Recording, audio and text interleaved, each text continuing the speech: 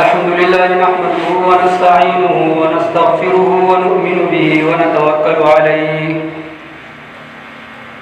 ونعوذ بالله من شرور أنفسنا ومن سيئات أعمالنا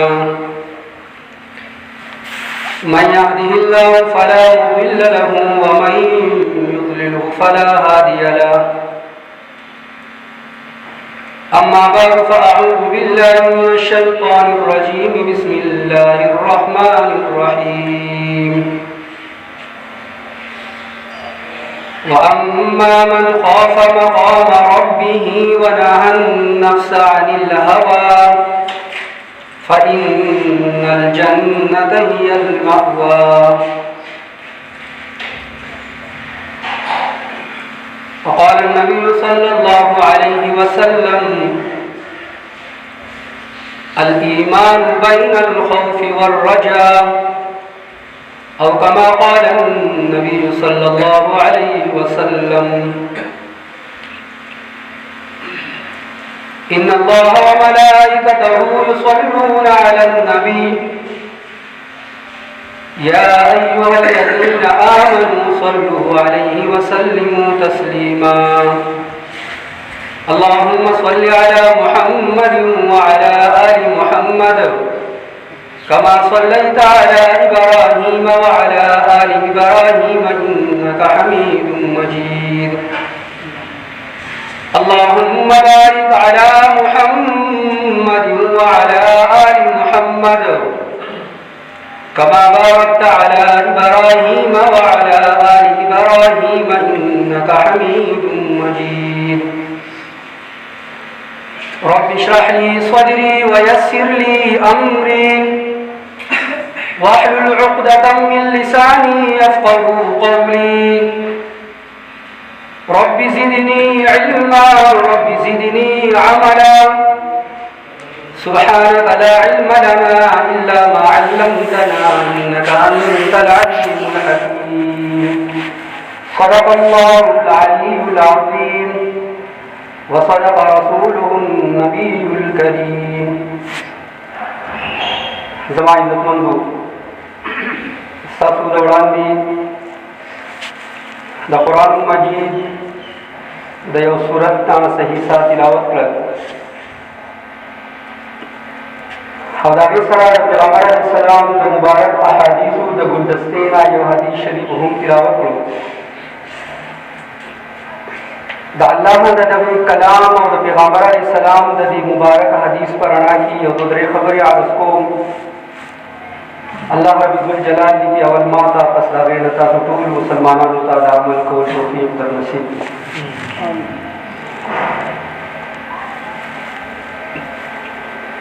زما عزتمندو دا مومن بنده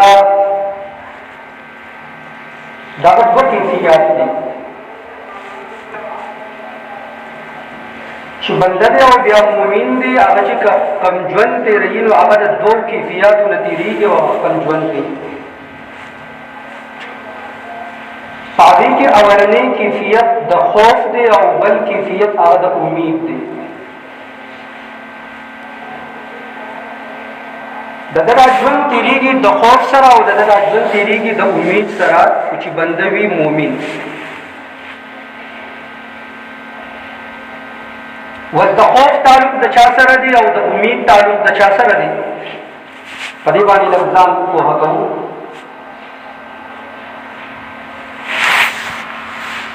علما فرمایي چې د خوف تعلق دا د ځوانۍ سره دی د امید تعلق چې دی هغه د بوډاوالي سره دی مطلب دا دی چې کله تو په ځوانۍ کې یې په شباب کې ستا د جسم هر اندام هغه طاقت او قوت کې دی په دغه ټیم کې پتا باندې د خوف کیفیت کې بیا پکار دی کله چې د انسان د جسم اعضا په طاقت او قوت کې د د اعضا دا هر څه کول غواړي د نفس چې دی هغه په طاقت قوت کې دی د نفس هر څه کول غواړي وردا خپل نفس دا خپل طاقت او قوت دا چې کنټرول کې د هغې لپاره به تو د خوف په کیفیت کې خپل ژوند کې نو تو به خپله زندګي دا به د الله تعالی د مرضۍ مطابق تېروي. یعنی په اسان الفاظو کې په ځوانۍ کې په تا باندې خوف او د الله ویره غالب وي. کله چې په تا باندې د الله ویره او د الله خوف غالب وي بېشکه تو په شباب کې بېشکه تو په طاقت او قوت کې ستا نفس تا ګناه طرف ته بوځي ستا په زړه کې د یو رب خوف او یره موجود ده تو نشې بېلارې کېدی تو نشې ګمراه کېدی. په بوډاوالي کې د امید کیفیت پکار دی. ستا ژوند تېر شو ستا د ژوند اکثر حصه تېره شوله تا ته علامات ښکاره شو چې زما د دې دنیا نه د تګ ورځې نږدې دي. په دغه ټیم کې به د امید کیفیت په تا باندې غالب وي. امید به نه پرېږدې. هر ځواني مې تېره کړې ده خو ما ډېره د الله په نافرمانۍ کې تېره کړي. ما خو د خپل ژوند اکثر حصه په ګناهونو کې تېره کړي. رب وایي ما نا امیده کېږه. په دې ټیم کې په تا باندې د امید کیفیت چې دی را غالب وي. د الله د ذات نه به نه امیده کېږي. د الله د رحمت نه به نه امیده کېږي. بېشکه تا خپله زندګي په غفلت تېره کړې ده. بېشکه تا چې دی په نافرمانۍ کې تېره کړ. رب خو هغه ذات نه دی که نه. رب خو وایي چې ای بنده راشه ما ته د شپېتو کالو عمر کې راشه د اتیاو کالو په عمر کې راشه صرف اعتراف وکړه چې ای ربه ما خپله زندګي تېره کړې ده په نافرمانۍ کې ما معاف کړه. رب په دې هم خوشحالي. کله په کور کې چې یو بچی نافرمانه شي د پلار خبره نه مني پلار خفه کي غوسه کي پلار صبر کوي د پلار د صبر هغه پیمانه لبرې شي ووایي وځه د ما د کور نه نن نه پس به تا ته څه نه میلاوي. د مخلوق د صبر هغه پیمانه د دغه ځای پورې ده. حالانکې د پلار د بچي له رزق نه دی پیدا کړی. د پلار د خپل بچي له څه نعمتونه نه دی پیدا کړي. د بل پیدا شوي نعمتونو باندې دا پلار بیا دومره رغه شي چې نه در کوم د لسه در کوم وزه در ما کور نه تاسو خفه کړی یم. خو چې کم حقیقي رب کم نعمتونه پیدا کړي دي هغه رب وایي بېشکه دا زندګي په غفلت کې تېره کړې ده تاسو خفه کړی یم. راشه ما ته ودرېږه صرف اعتراف وکړه خپل ګناهونو صرف اعتراف وکړه توبه وباسه پر آخري ژوند کې چې دی نو زه تا معاف کومه. نو د امید کیفیت هغه د بوډاوالي سره دی. په ځوانۍ کې تو طاقت قوت کې ستا په زړه کې د الله یره موجود وي. ستا په زړه کې د الله خوف موجود وي. کله چې د انسان په دې زړه کې د الله یره او خوف موجود وي بیا دته د هیڅ یو ادارې ضرورت نشته. دته د فوج او د پولیس ضرورت نشته دی. فوج او پولیس به دې چې کله د انسان په زړه کې خوف ختم شو بیا هیڅ څوک چې دی نشي کنټرول کولی. خو لیکن کله چې د انسان په زړه کې د الله یره پیدا شوه هیڅ څوک نشته دی تنې تنهایي ده دی به چې دی هغه ګناه طرف ته نه ورنږدې کېږي. نو د خوف کیفیت دا په ځوانۍ کې پکار دی. د خوف کیفیت په صحت کې پکار دی. تو تندرست دی تو صحتمند یې تو چې څه کول غواړې هغه کولی شي. خو لیکن په تا باندې چې خوف پکار دی تو به ګناه طرف ته نه ځې. ستا طاقت قوت شته صحت شته چې ګناه وکړې خو لیکن په تا به خوف غالب وي. په بیمارۍ کې به د امید په کیفیت باندې ژوند تېرې. بیمار شولې د الله د رحمت نه به نا امیده کېږې نه. دا یو واحد داسې څیز دی دا خوف چې دا زما او ستا په ژوند کې الله تعالی طرف ته چې دی ورنږدې کوي. دا صرف زما او ستا په زړه کې خوف موجود. علامه ابن القیم رحمه الله تعالی دا فرمایي تو دې ته مه ګوره چې دا ګناه دا وړه ده دا ګناه سپکه ده ما کم دې څه غټه ګناه کړې ده وړه ګناه مې کړې ده دې خبرې ته مه ګوره. تو دې خبرې ته ګوره چې ما د خپل رب نافرماني وکړه ګناه که وړه ده او که غټه ده هغه نافرماني ده. زما استاد زړه نه ده د ګناه هغه وزن چې دی هغه ختم شوی دی. کله چې یو مؤمن بندي په هغه باندې د ګناه د یو غر غونډه کې انباري او کله چې یو فاسق او فاجر هغه چې دی لوی نه لویه ګناه چې دی هغه ته ګناه نه ښکاري. یو بزرګ مخې ته یو کس راځي، کاروباري کس راځي او ورته وایي چې زه کاروبار کوم خو په دې کاروبار کې زما نه ډېره غټه ګناه کېږي،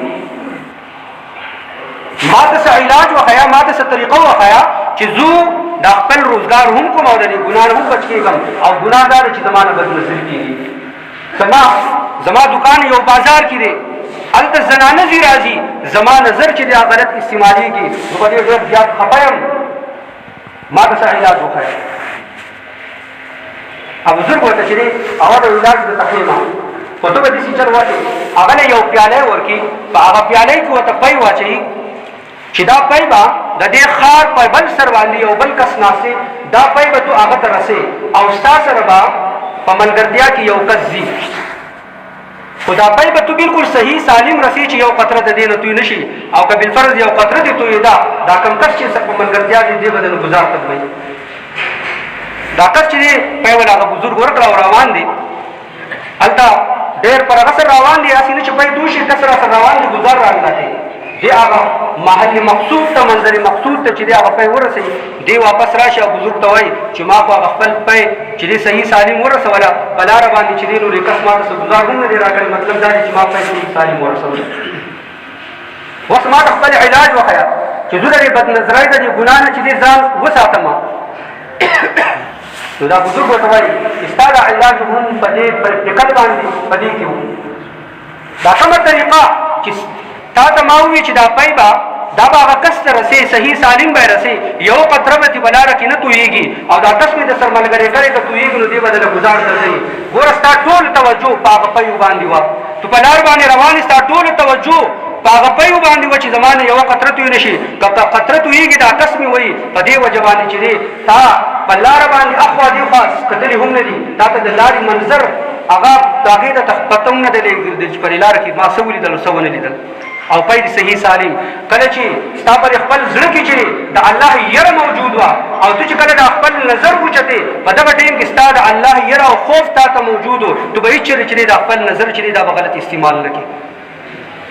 زمونږ توجه نشته دی، زمونږ په زړه کې د الله ویره او خوف نشته دی، ځکه مونږ په ګناه باندې داسې ډاډه ورځو، مونږ په ګناه په کارونو باندې ډاډه ورځو، په زړه کې دغه ویره نشته دی چې رب ته به زه ودرېږم د دې ګناه به زه جواب ورکوم، زه غیبت کوم دا زه ګناه نه ګڼم، زه دروغ ویم دا ګناه نه ګڼم، زه چې دی نعوذ بالله زنا کې مبتلا یم دا زه ګناه نه ګڼم، زه په شراب نوشۍ کې مبتلا یم دا زه ګناه نه ګڼم. عبدالله بن عمر رضی الله تعالی عنه دی په یو بیابان کې چې دی روان دی په یو صحرا کې، هلته ولیدل چې یو کس دی هغه ګډې بېزې ساتي، د هغه سره چې دی ملاقات وغیره وشو، هغه ته یې سست هم وکړو چې راځه زما سره څه اوبه مونږ وڅښه، نو هغه ګډ والا ورته وایي چې انا صائم، زه په روژې په حالت کې یم. عبدالله بن عمر رضی الله تعالی عنه حیرانه شو چې په دې صحرا کې او په دې بیابان کې او یو معمولي غونډه کې شپن کې هغه ګډې بېزې ساتي او دی وایي چې زه روژهدار یم، راشه د ده زه لږ امتحان اخلم چې په دې صحرا او په دې ګرمۍ په دې حالت کې ډېر روژې نیسي، دا خو راته ښکاري چې د الله ډېر غټ لوی ولي دی، راشه زه د ده لږ امتحان اخلم، امتحان دې اخلي. او دا عبدالله ابن عمر رضی الله تعالی عنه دی کس ته وایي چې په ما باندې چې دی یو ګډه چې دی راخرڅه کړه او د هغې پیسې واخله او بیا ماښام ته به چې دی دغه ګډه به زه حلاله کړم، زه به یې ومخورم او ته به راسره ومخورې، تا ته به خوراک هم میلاو شي، تا ته به غوښه هم میلاو شي، تا ته به پیسې هم میلاو شي. او که مالک درنه تپوس کولو ورته وایو چې یو شیر راغلی و، یو زمری سر راغلی و، هغه چې دی زما هغه ګډه چې دی راکړې ده او دا خو عام معمول دی، په صحرا بیابان کې چې دی داسې واقعات راځي په تا باندې به چې دی څه الزام هم را نه شي. تاسو د شپنکي او د دغې د ګډو والو دا جواب چې دی عزتمندو دا واورئ او ورته چې زما مالک خو نشته دی، ټیک دی زما مالک نشته دی، خو لیکن این الله، الله کوم ځای کې دی؟ وایي الله معنی نه، دا د خوف هغه علامت دی، دا د هغه ویرې هېڅوک نشته دی، صحرا بیابان دی، الله خو شته که نه؟ کله چې ستا په زړه کې د الله دا ویره موجود ده که څوک وي او کله ته ګناه نشي کولی. کله چې ما ته یو غلط کار کوو، کله چې یو کس مخامخ را روان یې مونږ سیټ ته شو، یعنی زما ستا په زړه کې د یو مخلوق او د یو کس نه خو حیا راځي، د یو مخلوق او د یو کس نه خو زه ویرېږم، خو لیکن د کم رب چې مونږ نافرماني کوو هغه ټیم کې چې مونږ نه یېرېږو، په تنهایۍ کې چې مونږ الله خفه کوو.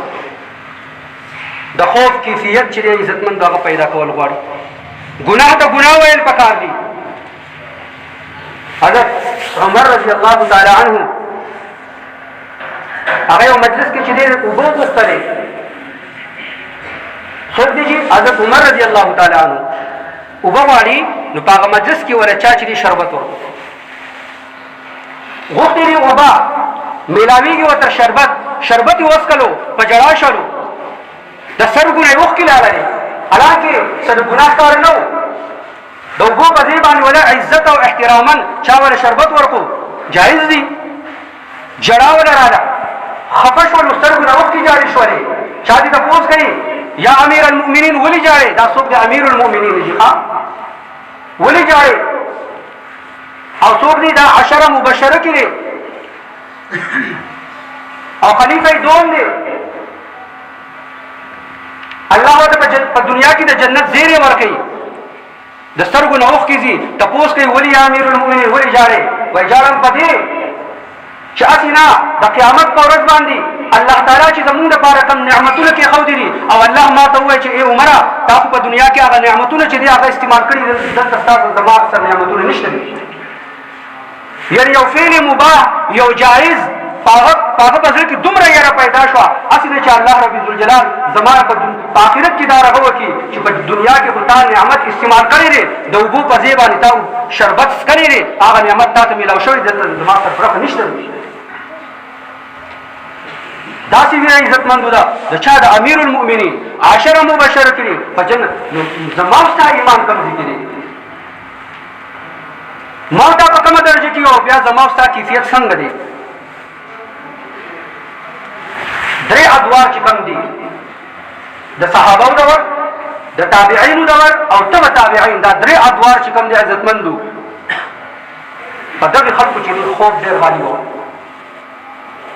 حسن بصری رضی الله تعالی عنہ مبارک راځي، وایي کله چې به دی را روان و، وایي داسې به را روان و چې لکه یو سړی خپل پلار په مقبره کې ښخ کړي او څنګه چې د خپل پلار د تدفین نه پس سړی کور ته را روان نو په کوم کیفیت کې را روان، داسې په یره به را روان و. او چې کله به یو ځای کې به ناست و، وایي داسې به ناست و لکه د یو مجرم په شان دي، او داسې مجرم چې د هغه لپاره د پانسۍ چې حکم جاري شوی چې بس دی به سبا پانسي کېږي، په داسې یره او په داسې خوب په حالت کې به ناست و.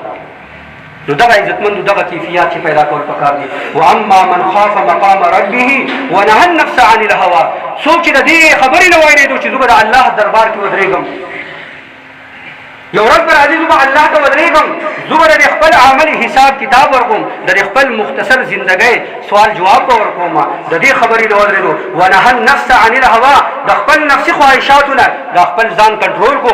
ستا نفس خو تا ته هر څه وایي، دا به کنټرول ساتي.